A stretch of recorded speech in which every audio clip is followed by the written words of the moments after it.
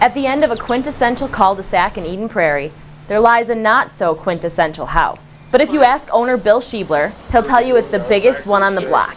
And if you believe that, he can sell you mosquitoes in January. But looks can be deceiving. It only takes a step inside the garage to feel welcome. And the door is literally always open. How are you coming? Talking with Bill, you see a man physically weakened by multiple sclerosis, yet still incredibly strong in spirit. I hung the ropes when I was so bad off I was confined to a wheelchair. And I wanted to have one room in my life where I could get along without a wheelchair. He has a way of talking to you like you're an old friend.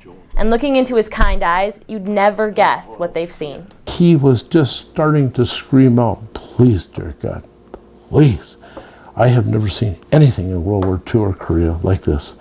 Please, dear God, save us." Bill was a paratrooper in the 101st Airborne. And in 1965, his unit was sent to Vietnam. I grew up in a little town of 1,100 people in the middle of Wisconsin, Port Edwards, Wisconsin. At 66, it's been a long time since Bill's jumped out of any airplanes, but the memories of Vietnam still play clearly in his mind. We were so scared. I mean, we were, you know, it gets to a point where you're just beyond being scared. Your body just shuts down. It was, excuse me, it seems like yesterday. For 5.5 months, Bill and his comrades struggled just to stay alive. You get incredibly close when you have somebody who is fighting by your side 2 or 3, 4 feet from you, who is risking their lives every day, several times each day to save your life. And you're trying to save their life, and it's just you get very close to these people. One night this closeness was tested when Bill's unit received a call that one of their own was stranded behind enemy lines.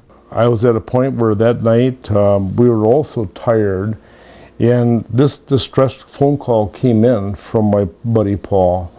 Bill and a group of 10 other men set out to rescue him. I was just doing what I had to do. I wanted to rescue my friend, because I know he would have rescued me. For this courageous act, Bill received the Bronze Star with Valor, a truly heroic honor. I still don't think I'm a hero. I just feel that I was trying to serve my country. I was trying to do my thing. After the rescue, Bill continued to serve his country and eventually found himself in the middle of the bloodiest battle of Vietnam, the Battle of the Ia Drang. We had critically wounded men lying there on the battlefield who we couldn't get to. In 4 days, nearly 400 American soldiers lost their lives. I think probably one of the most haunting sounds that we heard were the cries for those fellows crying out to their mothers to save them. Ah. That's right. It passes. It was just very frustrating. And we couldn't do it. We couldn't get to them. There's nothing we could do. After less than 6 months in Vietnam, Bill's 186-person unit was down to only 4. When I visually saw 182 asterisks up here, and down at the bottom there's just 4, I went to pieces so badly, Jess, it knocked me out for a day. Although it's been more than 40 years, he's still haunted by the memories. But he says it's getting easier. I can't speak for you out there, but it has helped me to talk about these things. So he continues to talk both about the soldiers who lost their lives and others who continue to fight today. The Americans are brilliant. Oh, they're terrific soldiers. Boy, for all you mothers and dads out there, you can be proud of your sons and daughters. Like so many veterans, Bill is both humble and proud, a duality that can be seen by a picture on his wall.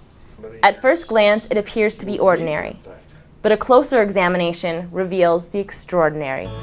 In honor of all U.S. soldiers who served our country in the past, and those who will continue to serve in the future.